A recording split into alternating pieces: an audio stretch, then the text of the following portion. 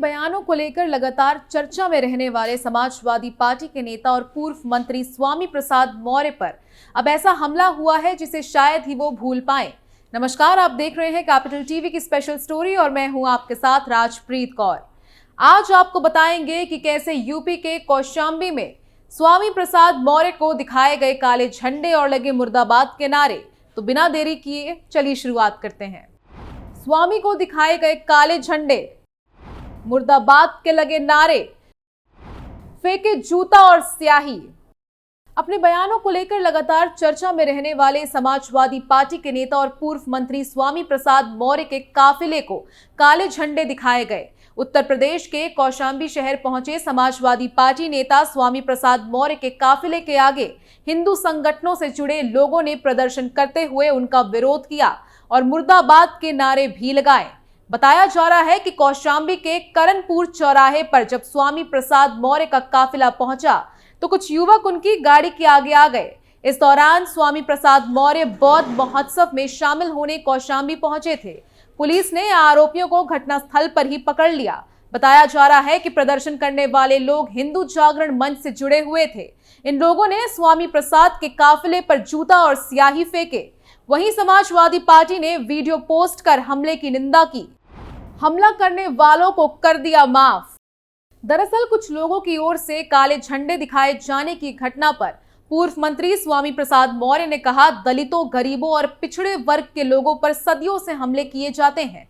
हमला करना उनकी आदत में है, लेकिन हम मानवतावादी विचार के हैं। हम हमला करने वालों को माफ कर देते हैं। माफ करना हमारी संस्कृति रही है। हमारी संस्कृति है कि आगे बढ़ो, जो सामने आए उसे गले लगाओ। उन्होंने आगे कहा, जो लोग ईंट पत्थर फेंके उनका भी स्वागत करो। हमारा इतिहास रहा है कि जिसने भी आगे निकलने की कोशिश की है, ऐसी अराजक तत्व हमेशा उन पर रोड़ेबाजी करते रहे, विरोध करते रहे, समय समय पर कीचड़ उछालते रहे, कभी कभी काला झंडा भी फेंकते रहे। मैं इन लोगों को महत्व नहीं देता। साथ ही मुझे उम्मीद है कि काले झंडे दिखाने वाले लोग अराजकता का ये रास्ता छोड़ देंगे। जगत गुरु संत रामभद्राचार्य के बारे में स्वामी प्रसाद मौर्य ने कहा कि रामभद्राचार्य जी को राम जी के पास जाना चाहिए था। वहां जाते तो क्या मालूम उनकी कृपा से वो ठीक हो जाते, पर नहीं, लेकिन वो वहां ना जाकर हॉस्पिटल चले गए। इसका मतलब विज्ञान सच में है और वैज्ञानिक ताकत में उनको भी जाना पड़ा। राम में अगर वो ताकत होती जो विज्ञान में है, तो ऐसे में अगर वो विज्ञान के पास ना जाकर राम के पास चले गए होते। स्वामी प्रसाद मौर्य अक्सर अपने बयानों को लेकर विवादों में रहते हैं। वहीं उनके ऐसे कई बयान सामने आ चुके हैं जिसने लोगों की भावनाओं को ठेस पहुंचाने का काम किया है। दरअसल अभी कुछ समय पहले स्वामी प्रसाद मौर्य का एक बयान सामने आया था जिसने अखिलेश यादव को मुश्किल में डाल दिया था। बता दें कि समाजवादी पार्टी के अध्यक्ष अखिलेश यादव की चेतावनी के बाद भी स्वामी प्रसाद मौर्य की जुबान पर लगाम नहीं लग पाई है। दरअसल महाब्राह्मण सभा के महज 24 घंटों के भीतर सपा नेता स्वामी प्रसाद मौर्य ने एक बार फिर हिंदू धर्म को लेकर आपत्तिजनक बयान दिया और हिंदू धर्म को एक धोखा बता दिया। उन्होंने कहा कि जब भी वो ये बात कहते हैं तो लोगों की भावनाएं आहत हो जाती हैं, लेकिन जब मोहन भागवत और प्रधानमंत्री नरेंद्र मोदी ऐसे बातें करते हैं तो कुछ नहीं होता। स्वामी प्रसाद मौर्य ने एक जनसभा को संबोधित करते हुए कहा कि हिंदू धर्म एक धोखा है। वैसे भी 1995 में माननीय सर्वोच्च न्यायालय ने अपने आदेश में कहा था कि हिंदू कोई धर्म नहीं, ये लोगों के जीवन जीने की शैली है। यही नहीं, जो सबसे बड़े धर्म के ठेकेदार बनते हैं, आरएसएस प्रमुख मोहन भागवत ने भी कहा, एक नहीं दो बार कहा कि हिंदू नाम का कोई धर्म नहीं है, बल्कि लोगों की जीवन जीने की एक कला है। हिंदू धर्म पर की थी विवादित टिप्पणी।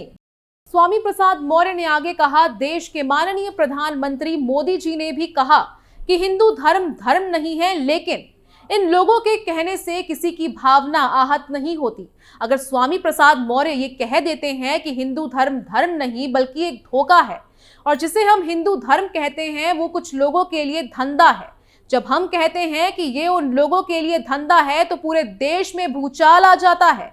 लेकिन वही चीज अगर मोहन भागवत कहे, नरेंद्र मोदी कहे और गडकरी जी कहे तो इनकी भावनाएं आहत नहीं होती।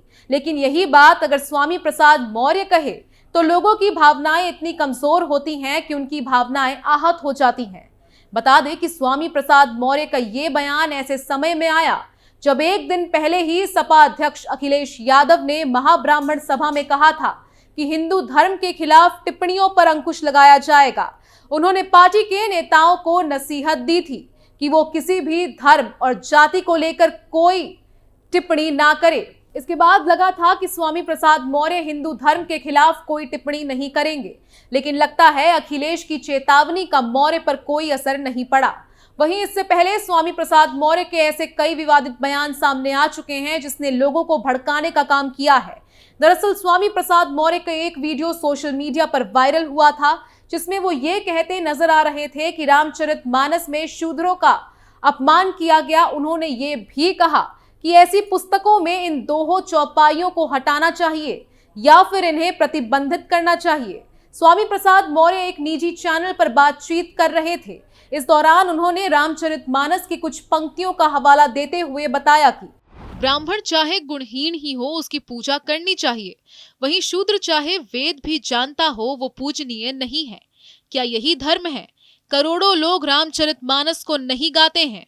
मौर्य के इस बयान के बाद लोग गुस्सा गए। वहीं बयान को लेकर कई लोगों की तरफ से तीखी प्रतिक्रिया भी आई। वहीं स्वामी प्रसाद मौर्य के इस बयान के बाद कई लोगों की प्रतिक्रियाएं भी सामने आई थी। अर्पणा यादव ने कहा कि स्वामी प्रसाद मौर्य के रामचरितमानस के बयान पर अर्पणा यादव ने कहा, राजनीति गर्म करने के लिए ऐसी टिप्पणी जो कर रहा है वो अपना ही चरित्र दिखा रहा है। शबरी के झूठे बेर खाकर श्री राम ने कास्ट बैरियर को तोड़ा। राम भारत का चरित्र है और राम किसी एक धर्म या मजहब के नहीं है। वहीं यूपी के परिवहन मंत्री दयाशंकर सिंह ने कहा कि स्वामी प्रसाद मौर्य को जनता ने नकार दिया है। वे चर्चा में बने रहने के लिए ऐसे बयान देते हैं, इसका कोई महत्व नहीं है। मुसलमानों ने भी किया था विरोध। वहीं रामचरितमानस पर मौर्य की टिप्पणी का सिर्फ हिंदू ही नहीं मुसलमानों ने भी विरोध किया था। मुसलमान धर्मगुरु मौलाना यूसुफ अब्बास ने कहा कि स्वामी प्रसाद मौर्य का बयान मजम्मत करने वाला है। चाहे गीता हो, रामायण हो या फिर कुरान या बाइबल, किसी भी धर्म की पुस्तक पर बोलने से पहले उसे जानकारों से उस बारे में पूछना चाहिए। अब्बास ने मौर्य के बयान को सस्ती लोकप्रियता पाने की कोशिश बताया। बता दें कि सिर्फ रामचरितमानस ही नहीं, स्वामी प्रसाद मौर्य मां लक्ष्मी को लेकर भी विवादित टिप्पणी कर चुके हैं। चलिए उसके बारे में भी आपको बताते हैं। दरअसल दीपावली के दिन स्वामी प्रसाद मौर्य ने मां लक्ष्मी को लेकर सोशल मीडिया पर विवादित पोस्ट किए थे। इसको लेकर उनकी पार्टी में ही विरोध के स्वर उठने लगे। सपा के मुख्य प्रवक्ता राजेंद्र चौधरी ने इसे उसका निजी विचार बताया। सपा सभी धर्मों को मानती है। वहीं सपा के विधानसभा में मुख्य सचेतक मनोज पांडे ने भी स्वामी प्रसाद मौर्य के बयान को बकवास बताया था। उन्होंने कहा कि जब 2017 से लेकर 2022 तक वो सत्ता की मलाई चाट रहे थे, केसरिया पहनकर उचक उचक के जो नारे लगा रहे थे उसे प्रदेश के लोगों ने देखा है। सपा का उनके बयानों से कोई लेना देना नहीं है। सपा के राष्ट्रीय महासचिव स्वामी प्रसाद मौर्य द्वारा देवी देवताओं पर लगातार की जा रही अपमानजनक टिप्पणी पर पार्टी के भीतर ही उठ रहे विरोध के स्वर के बीच अब सपा अध्यक्ष अखिलेश यादव ने भी स्वामी के बयानों से किनारा कर लिया है। उन्होंने कहा, सपा का धर्म को लेकर साफ मानना है कि पार्टी को किसी भी धर्म को लेकर कोई बात नहीं करनी चाहिए। जो धर्म जैसा है उसको हम स्वीकार करते हैं। उन्होंने मीडिया कर्मियों से भी कहा कि यदि कोई धर्म को लेकर ऐसे बयान दे रहा है तो आप मत दिखाओ व छापो, आपकी भी जिम्मेदारी है। आप सवाल धर्म को लेकर ना पूछो, ना ऐसे बयान की खबर दिखाओ। वहीं अब हिंदू धर्म पर विवादित बयानों के लिए चर्चाओं में रहने वाले सपा नेता एवं पूर्व मंत्री स्वामी प्रसाद मौर्य को हिंदू जागरण मंच का आक्रोश झेलना पड़ेगा। इस दौरान काला झंडा दिखाने के साथ ही उनके ऊपर स्याही भी फेंकी गई।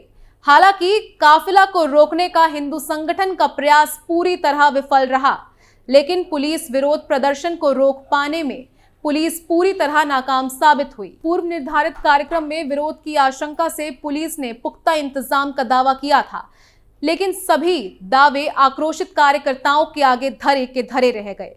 खैर, एक तरफ जहां स्वामी प्रसाद मौर्य पर हमला किया गया तो वहीं पुलिस द्वारा आक्रोशित कार्यकर्ताओं पर काबू पाने की कोशिश नाकाम रही। खैर, स्पेशल स्टोरी में आज के लिए बस इतना ही। बाकी तमाम खबरों के लिए देखते रहिए कैपिटल टीवी उत्तर प्रदेश। नमस्कार।